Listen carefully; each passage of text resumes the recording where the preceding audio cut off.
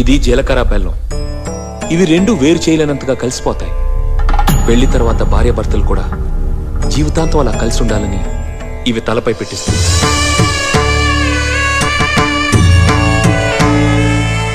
ఇది మంగళసూత్రం. మంగళం అంటే పవిత్రత, సూత్రం అంటే తాడు. ఇది మెడలో పడగానే పెళ్లి అగ్ని కంటే పవిత్రం అవుతుంది.